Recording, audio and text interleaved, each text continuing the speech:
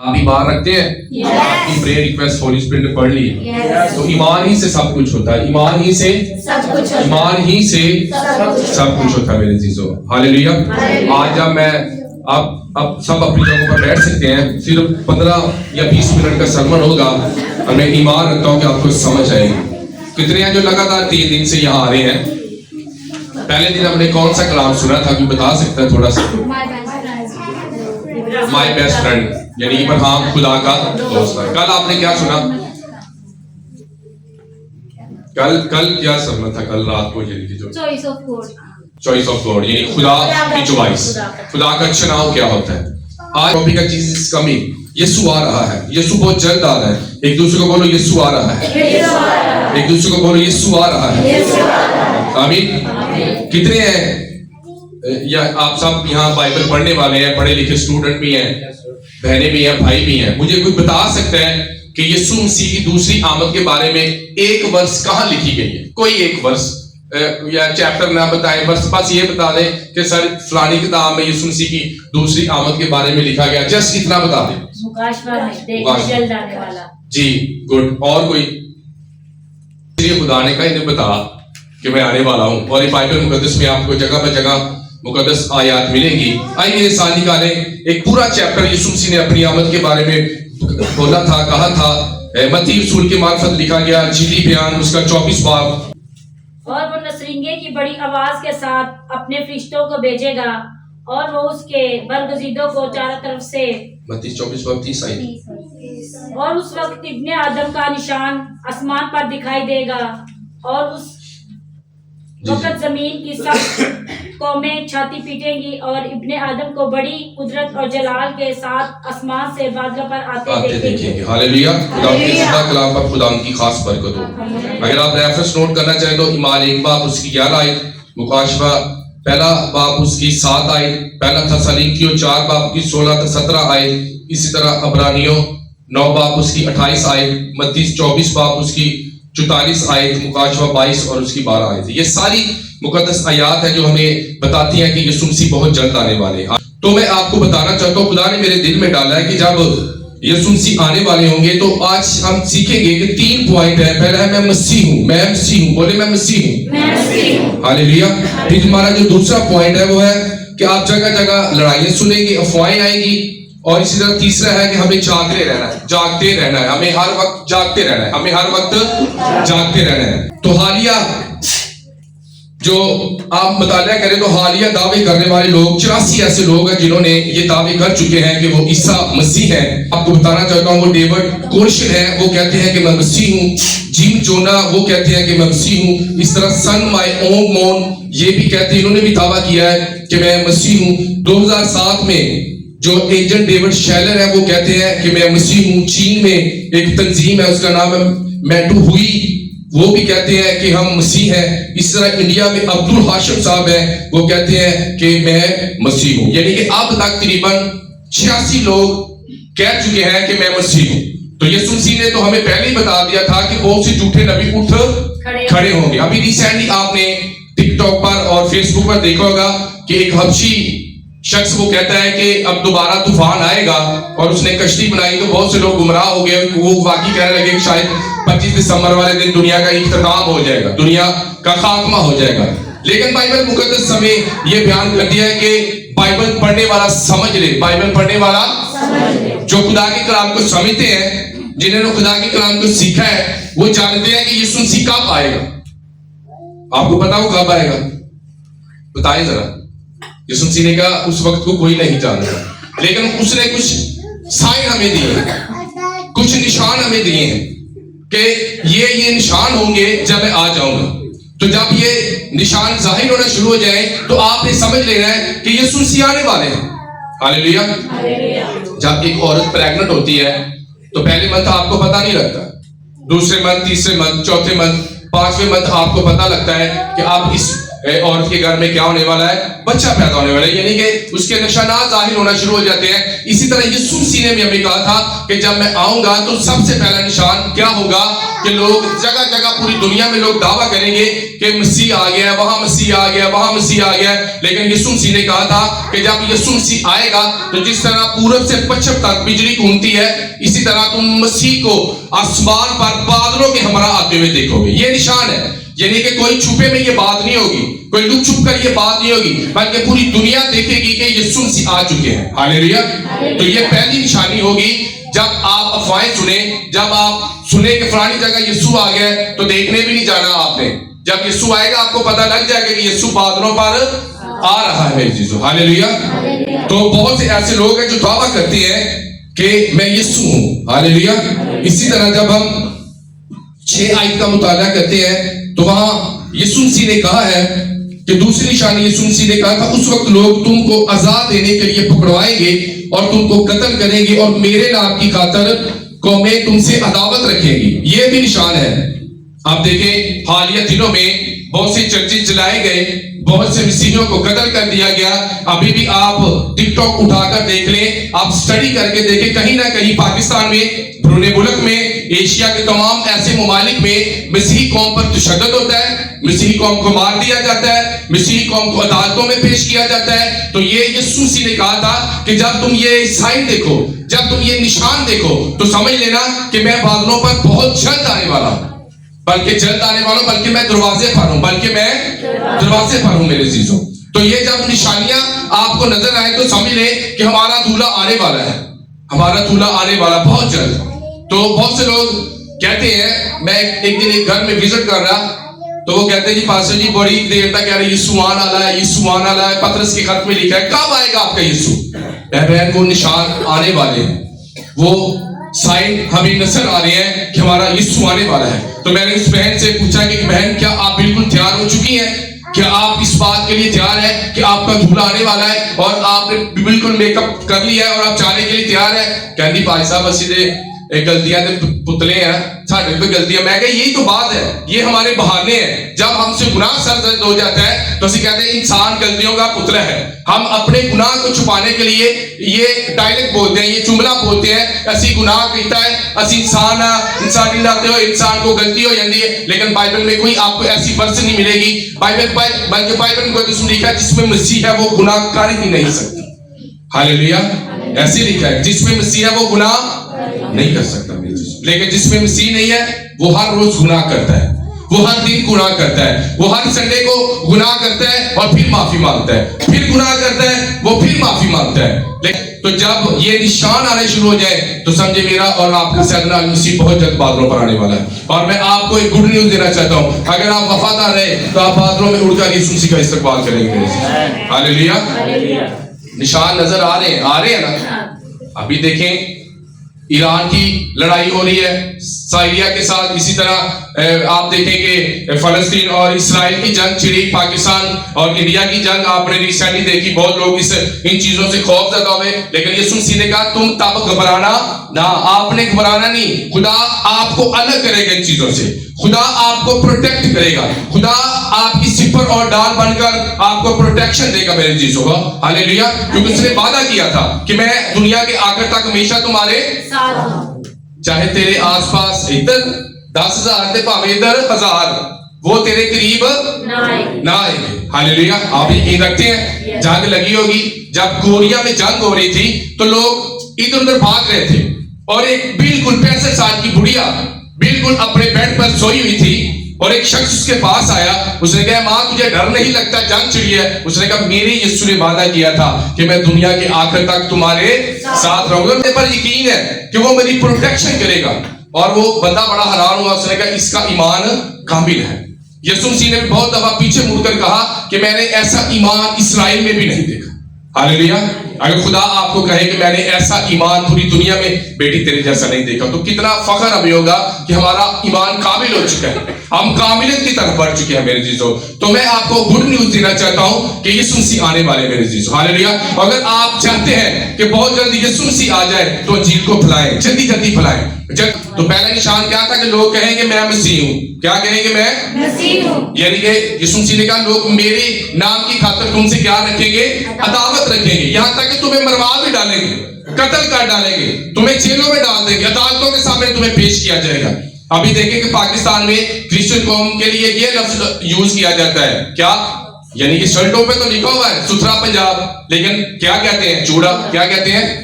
यानी कि गवर्नमेंट कहती है कि सुथरा पंजाब, लेकिन हमारे जो पीछे यानी कि हमारे अगेंस्ट जो बात की जाती है वो हमें चूड़े के अल्फाज से की जाती है। तो खुशी मनाना, क्योंकि लोग मेरे नाम से तुमसे क्या रखेंगे? दावत रखेंगे। बाइबल कह रही है, इसमें आपका कोई कसूर नहीं है कि लोग आपसे नफरत रखते हैं, लोग आपके साथ खाना नहीं खाते। ये क्रिश्चियन है, हम इसके साथ खाना नहीं खा सकते, ये एक तलख हकीकत है मेरे अजीजों। लेकिन हमें बाइबल मुकद्दस को उठाकर देखना है कि बाइबल में लिखा है कि हमारे साथ ये सुलूक किया जाएगा, हमारे साथ बेइंसाफी की जाएगी। अगर आप कहीं अपनी सीवी देते हैं तो हो सकता है कि उस सीवी पर अगर आपका नाम मसीह लिखा हुआ है तो हो सकता है आपकी सीवी को भी रिजेक्ट कर दिया जाए, आपकी नौकरी उठाकर किसी दूसरी को दी जाए। लेकिन ईमान रखना, खुदा आपको बेस्ट देगा। हालेलुया। अगर आपको इसी मुल्क में खुदा ने कहा तू वफादार रहना, जहां तुझ पर तशद्दुद किया जाए, जहां तुझ पर सख्ती की जाए, खुदा वहीं आपको सरबुलंद करता है मेरे अजीजों। Hallelujah, hallelujah. खुदा आपके दुश्मन के सामने मेज बिछाता है और लोग आपकी बरकत को देखते हैं मेरे अजीजों। हालेलुया। तो यीशु मसीह आ रहा है, तुझे इतवार में चर्च नहीं आते, यीशु आ रहा है, लेकिन आपकी कोई तैयारी नहीं है। फास्टिंग कितनों ने की है? हाथ खड़े करें। है भी घर वेले, कोई काम नहीं किया, कोई भारा काम नहीं किया, लेकिन फास्टिंग नहीं की। ये तैयारी है? ये तैयारी नहीं है मेरे जीजो। यीशु ने कहा जब मैं आऊंगा तो ये निशान होंगे कि मैं बहुत जल्द आने वाला हूं मेरे जीजो। हालेलुया, आमीन। तो तीसरा जो साइन है वो है हमें जागते रहना चाहिए। मेरा फेवरेट, जब मैं इसे तैयार कर रहा था तो मत्ती 24 बाब उसकी 42 में लिखा है, बस जागते रहो क्योंकि तुम नहीं जानते कि तुम्हारा खुदावन किस दिन आएगा। लेकिन ये जान रखो कि अगर घर के मालिक को मालूम होता कि चोर रात के कौन से पहर आएगा तो जागता रहता और अपने घर में नकब ना लगाने देता। इसलिए तुम भी तैयार रहो, क्योंकि जिस घड़ी तुम्हें खुमान भी ना होगा इब्ने आदम आ जाएगा। मैं जब इसे असल मतन में असल से आपको सबाक में मैं इसका मुताला कर रहा था, तो जब मैंने यूनानी बाइबल का मुताला किया तो खुदा ने मुझे कहा कि जागते रहने पर जरा गौर कर। यहाँ पर जो स्ट्रॉन्ग नंबर है 1127, यानी जो यूनानी वर्ड है लिखा ग्रीगो रियो, यानी I am awake, I am vigilant watch, यानी मैं चौकस हूं, मैं ध्यान से जाग रहा हूं, मैं चौकस हूं। आई एम अवेक, मैं बिल्कुल ध्यान से जाग रहा हूं। यानी कि किसी बंदे तुम हिलाओ ना, किसी रात किसी ड्यूटी अगर लाओगे मैं चौकस है, मैं जागन दे। तो खुदा ने कहा कि तुझे बिल्कुल क्या रहना है? चौकस रहना है। यानी कि I am watchful on the alert vigilant, यानी कि सारी रात जागना और आपने क्या रहना है? चौकस रहना है। क्या रहना है? चौकस रहना है। अब कैसे चौकस? इसका मतलब है कि क्या हम 24 घंटे में सोए ना, क्या हम अपना कारोबार ना करें? इसका मतलब है कि हमें चौकस कैसे रहना? हमें स्पिरिट में चौकस रहना है। आपने हर वक्त अपनी रूह में दुआएं मनाजाते करते रहना है, आपने दुआएं करते रहना, खुदावन मुझे अपनी बादशाही के लिए तैयार कर। खुदावन जब तू आए मुझ पर फजल कर, मुझ पर रहम कर, मुझ पर तरस कर, मेरे खानदान पर तरस कर, मेरे बच्चों पर तरस कर, मेरी बीवी पर तरस कर, मेरी चर्च पर तरस कर, ताकि जब तू आए हम हवा में उड़कर तेरा इस्तेमाल कर सके मेरे जीसू। हालेलुया। बाइबल मुकद्दस में खुदा का बंदा पौलुस रसूल और खुदा का बंदा मूसा कहता है कि जब तक उसका रहम नहीं होता तब तक कोई इंसान निजात नहीं पा सकता। ये उसकी मर्जी है। उसने याकूब से तो मोहब्बत की, लेकिन ईसाऊ से उसने क्या की? नफरत की। उसने, वो मालिक है, वो खालिक है, वो किसके लिए दरवाजा खोलता है ये उसकी मर्जी है मेरे जीजो। हो सकता है आपने 40 रोजे रखे हैं और खुदा ने आपकी 40 दिन की फास्टिंग नहीं कबूल की, लेकिन इस भाई ने बड़े आराम से 1 दिन की फास्टिंग की और इसकी फास्टिंग कबूल होगी मेरे जीजो। हालेलुया।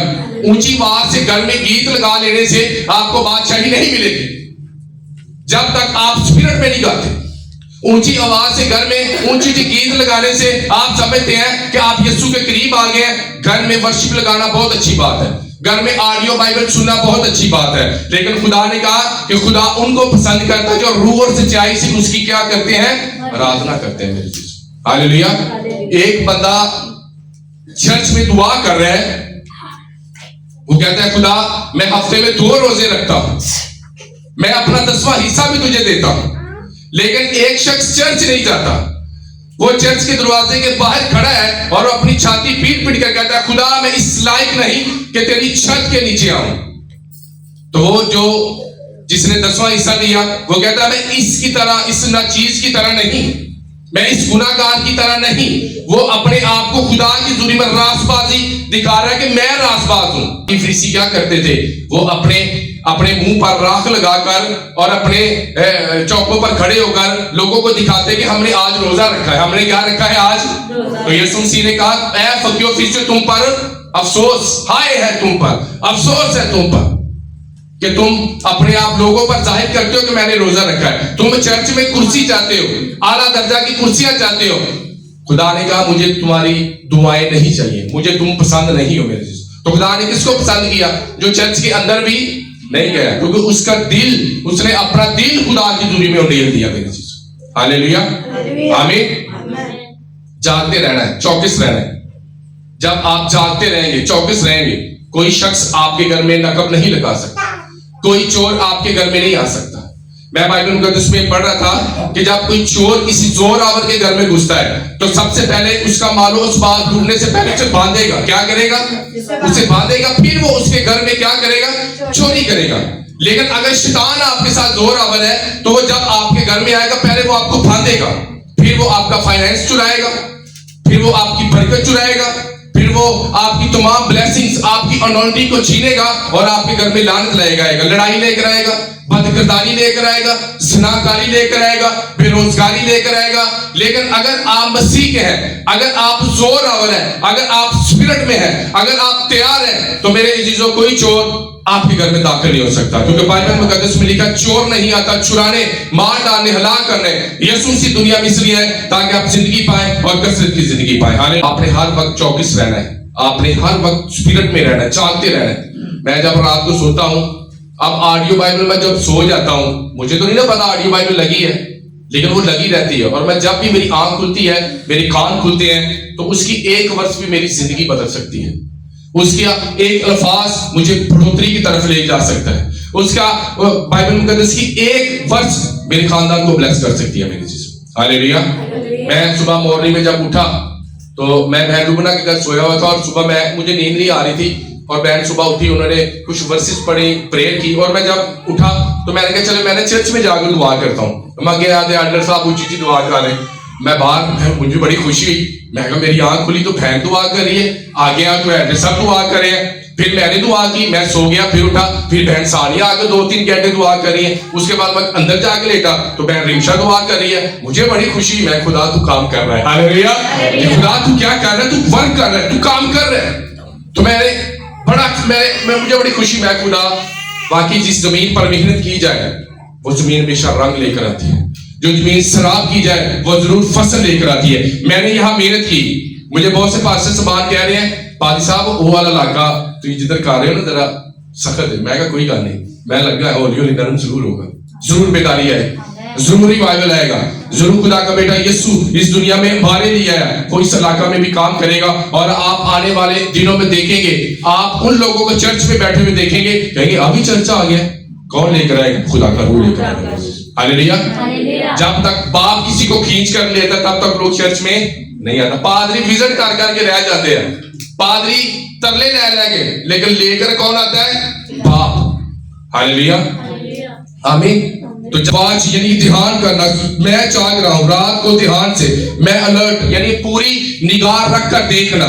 जब आप किसी दुश्मन को या फौजी को उसकी दुनिया के उन्होंने एक दूरबीन रखी होती है और वो निगाह रखते हैं बॉर्डर्स पर कि कहीं हमारा दुश्मन हमें तबाह करने तो नहीं आ रहा। अगर आपका दुश्मन रात को आया है आपके घर में और तुम सुते हो, वो कहेगा ले भैया ते सारे लाम लेट है, अपना काम करो ते जाओ। लेकिन अगर आपका दुश्मन आपके घर में आया है और अगे एल्डर साहब दुआ कर रहे हैं, वो बड़ेगा ते बंदा अंदर ही नहीं जान देता। Hallelujah, hallelujah. जादूगर धड़ा 12 बजे तो बाद मंत्र पढ़न दे तुम सुते हो, बाद आए थे सर जी फाइनेंस नहीं चलन दिया, सर जी घर बर्बाद हो गया है। तो जादू टूने तेरे घर च हो रहे हैं, तेनू भी पता ही नहीं। वो तुझ पर वार कर रहा है, तू सुता है। उसने तेरी लाइफ खराब कर दी है और तूने कभी रोजा नहीं रखा, तेरे को रखे नहीं जाता। बहाना शैतान कहेगा ना रखी, 12 घंटे का रोजा, 24 घंटे का रोजा। शैतान आपको डराएगा, तेरा काम बड़ा भारी, ना रोजा ना रखी, सुबह वेखी तू 6 बजे उठना, फिर उस तो बाद तू झाड़ू लाना है, आज तू मशीन भी लानी है, स्पिनर भी नहीं है, हाथ ना छोड़ने पहन के तो रोजा रखे होएगा तो की बनेगा। ये शैतान है जो आपको बढ़ने नहीं देता आगे। अभी रिसेंटली 1 जनवरी से लेकर 21 तक मैंने और बुआ जी ने रोजे रखे मिलकर, तो वो भी सारा कुछ करती थी, कपड़े भी धोती थी, साथ में मैं रोजा रख के सिर्फ लंबे पैर कहना बेगम आ कर दे, आ कर दे, उसने सारा कुछ किया। और मैं ईमान रखता हूं कि खुदा, अगर आप कुछ भी खुदा के लिए करते हैं तो खुदा आपकी मेहनत कभी जाया नहीं जाने देता मेरे चीज। हालेलुया, आमीन आमीन। मैंने जब यहाँ 2019 में मैंने जब यहाँ मिनिस्ट्री का आगाज किया तो मैं घर गया के पादी साहब इतों के लोग भैनी देना तुम बता सी तू इंज दौड़ना है, तू छड़ जाना है। मैंने गली में खिदमत शुरू की, हमारे पास कोई टेंट नहीं था, हम सर्दी में बैठकर प्रेयर करते थे। फिर उसके बाद हमने यहाँ दुआ करनी शुरू की प्लाट में, ठीक है। उस वक्त भी हमारे पास एक मामूली सा टेंट था, बच्चे बहुत मेहनत करते थे, कभी वो बेचारे वास लाते सी, कभी इधर तार बांध दी, कभी इधर तार बांध दी, कभी इधर रस्सी पाड़ ली, कभी, और मैं देखता रहता था। मैं खुदा एक दिन जरूर, आज आप इस 2 मरले के चर्च में आने वाले दिनों में आप 20 मरले में देखेंगे। हालेलुया।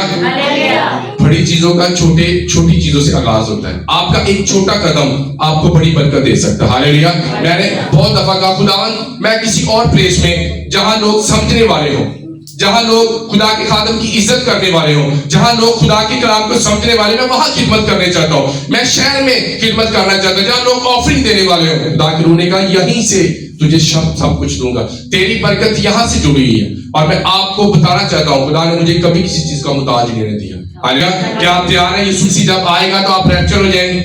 मैंने लास्ट टाइम एक वीडियो देखी रैप्चर की, वो पादरी कलाम सुना रहे हो, चर्च चलेगी तो पादरी उससे देख दिया, पादरी भी रह जाएंगे जो सच्चे मन से प्रीच नहीं करते, जिनके दिल में तका है, जिनके दिल में लालच है कि एक खादम को लालची नहीं होना चाहिए, एक बीवी का शौहर होना चाहिए, उसे हलीम होना चाहिए, उसे गुल मचाने वाला नहीं होना चाहिए, उसे गाने सुनने वाला नहीं होना चाहिए, बल्कि पकीज़गी में रहे, वो दुआ में रहे, प्रार्थना में रहने वाला चाहिए। उसके मुंह से गाली गलौज नहीं निकलना चाहिए, उसके मुंह से किसी की मुखालफत नहीं निकलनी चाहिए। ऐसे खादमीन होने चाहिए मेरे जीसू। हालेलुया।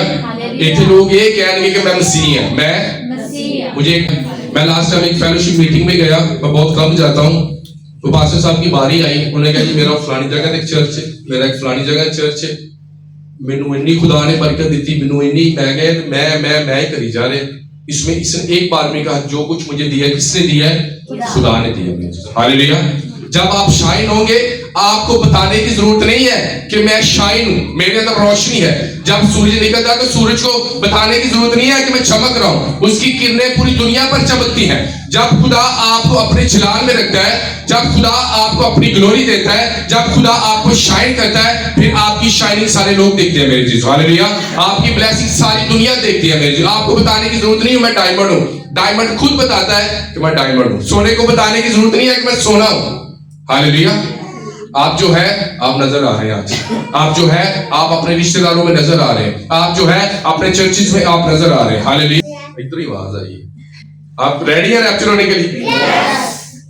नहीं रेडी है?